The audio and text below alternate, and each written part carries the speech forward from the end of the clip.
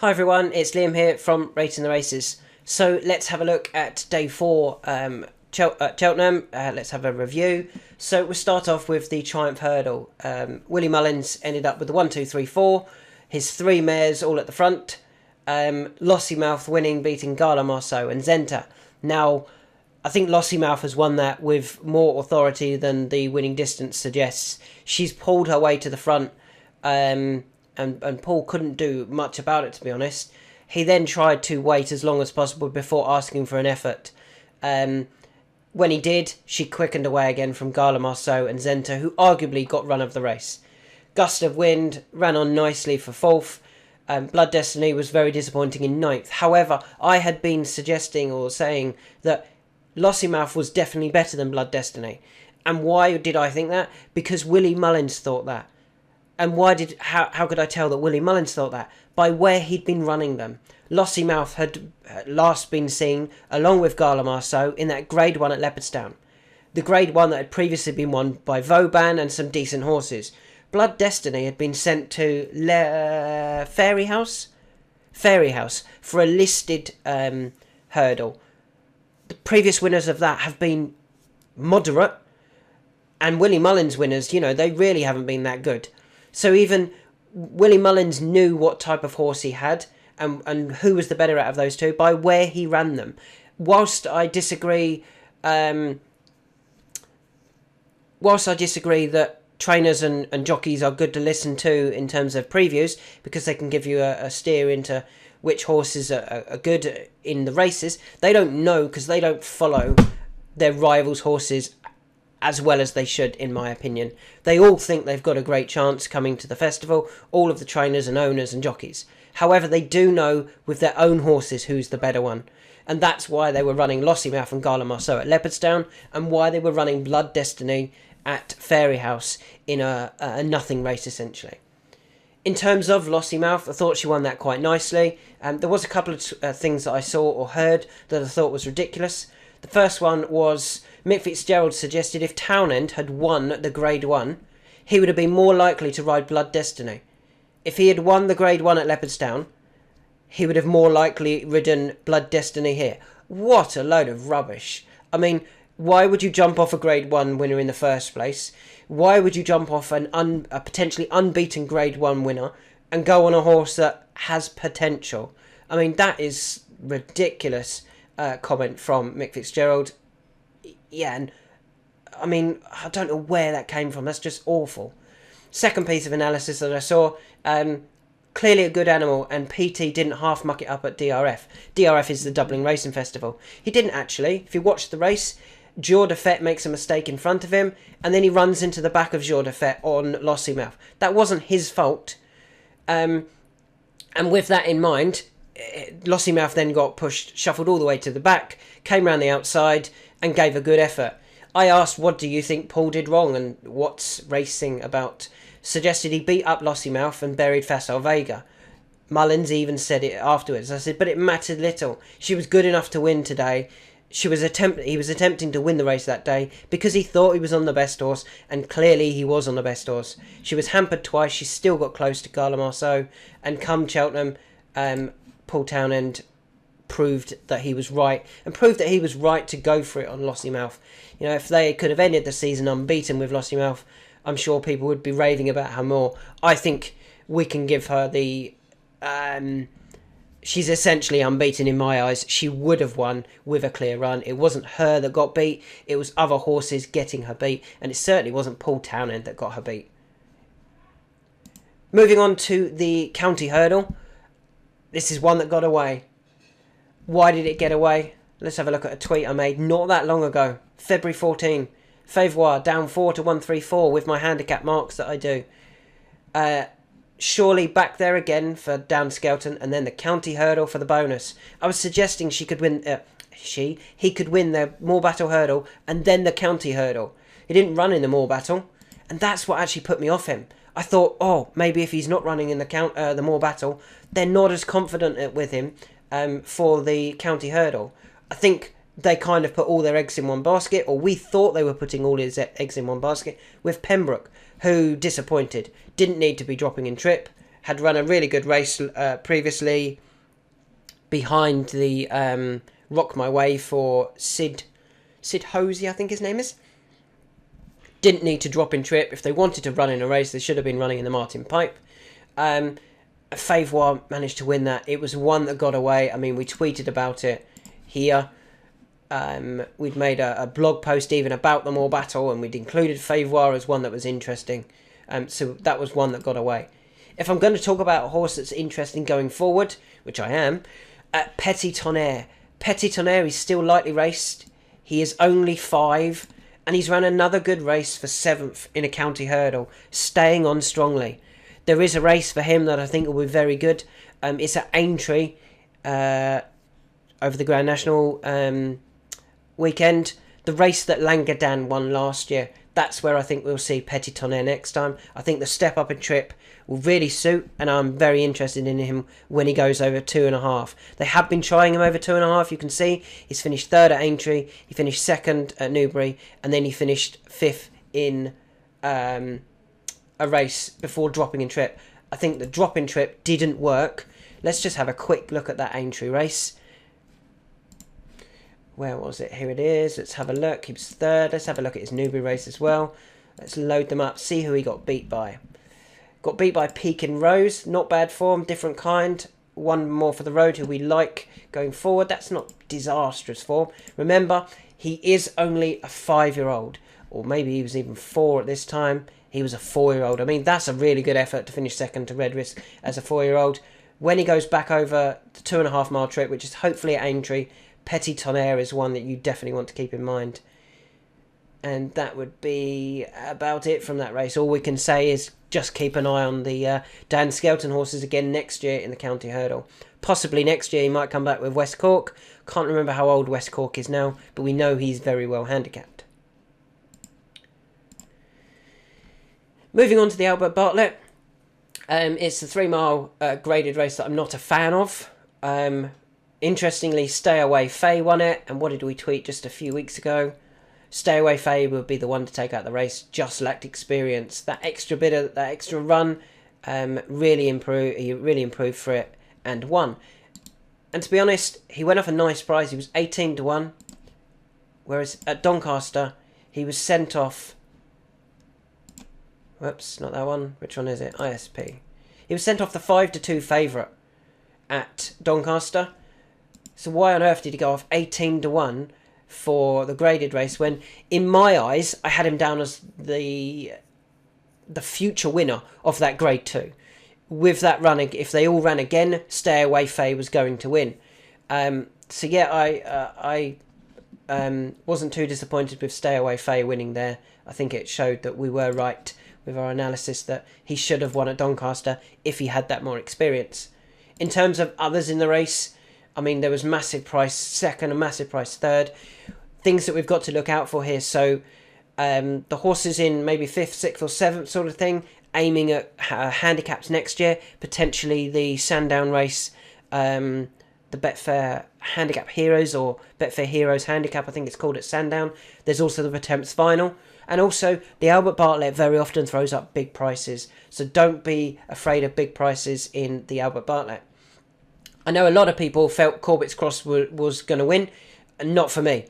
He was just starting to...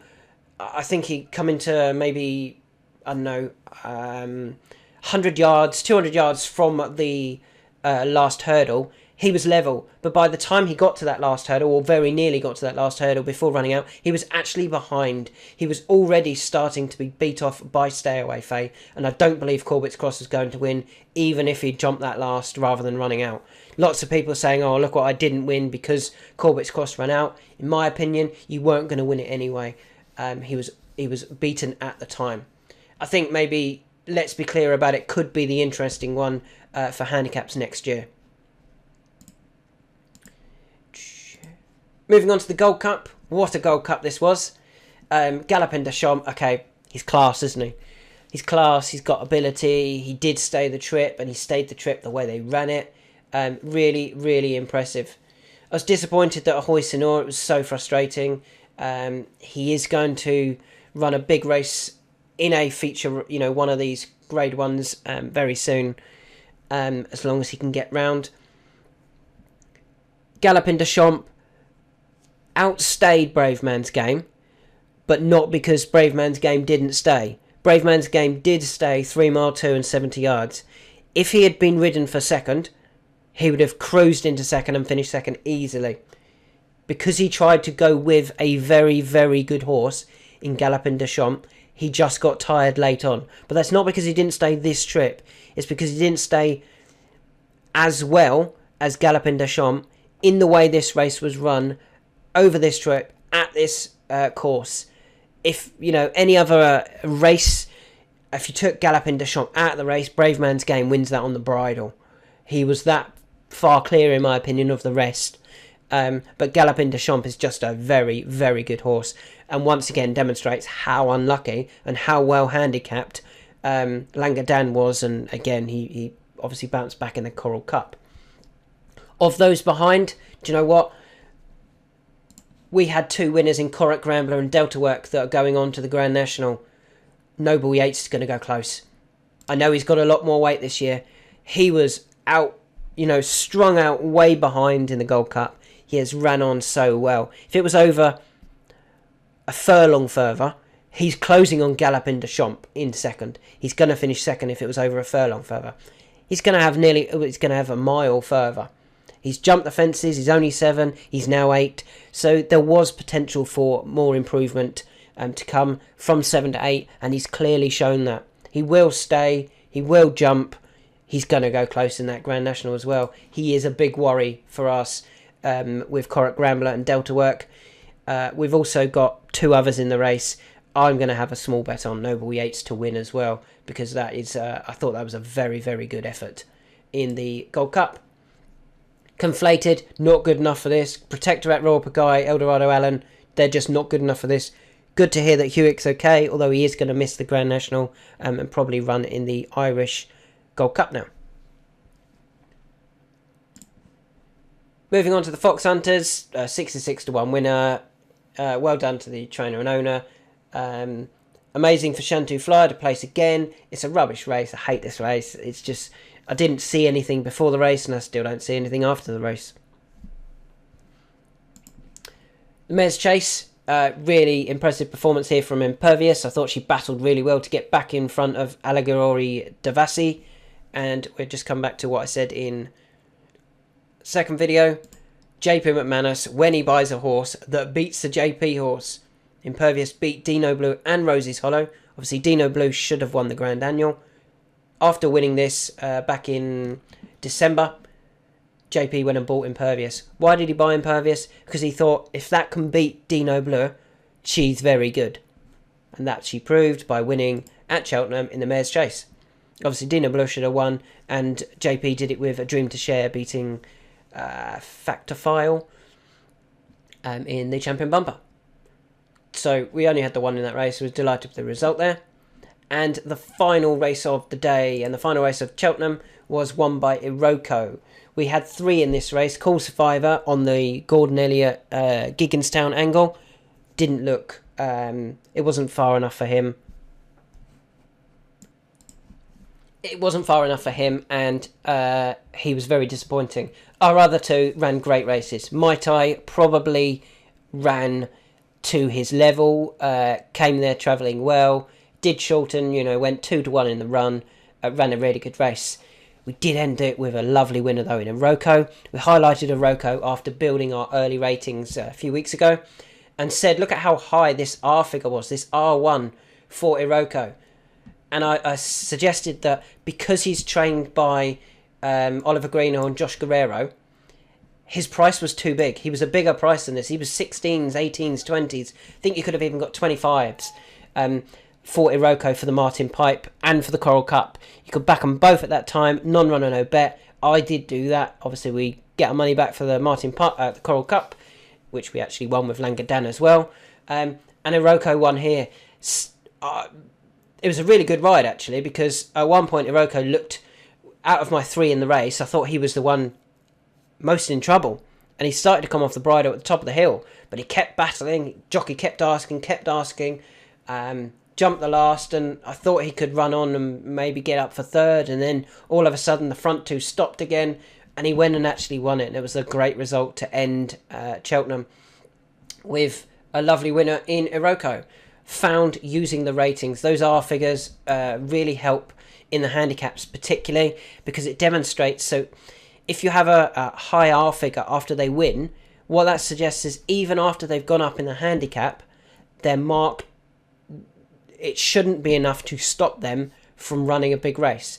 So if, for example, Iroko won by 20 lengths and was given a handicap mark of a handicap rise of £10, for example, and we then said next time out his R figure was 154.6, what we're saying there is it was a good run, but some of these other horses are better handicapped based on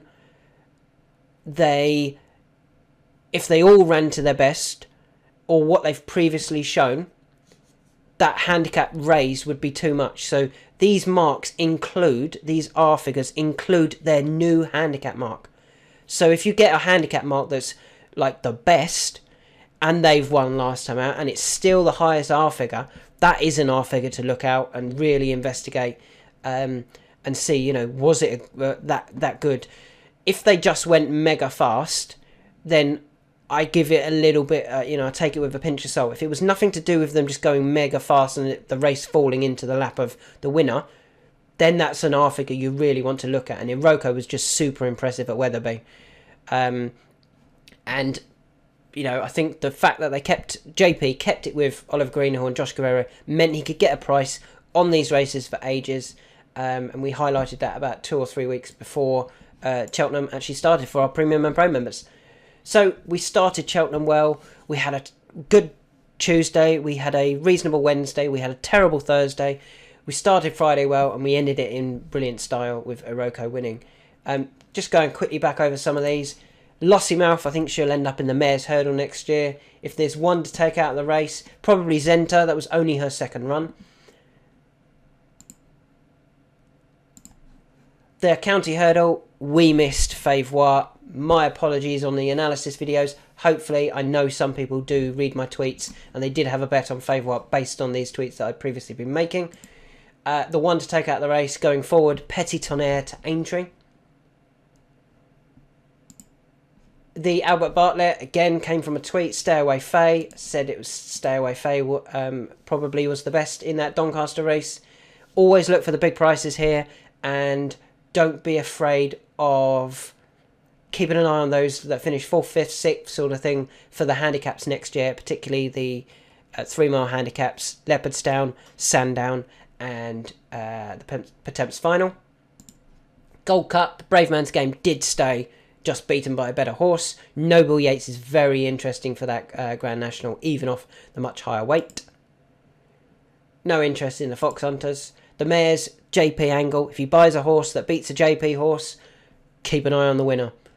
And even the second, because he thinks that's a very good horse in himself.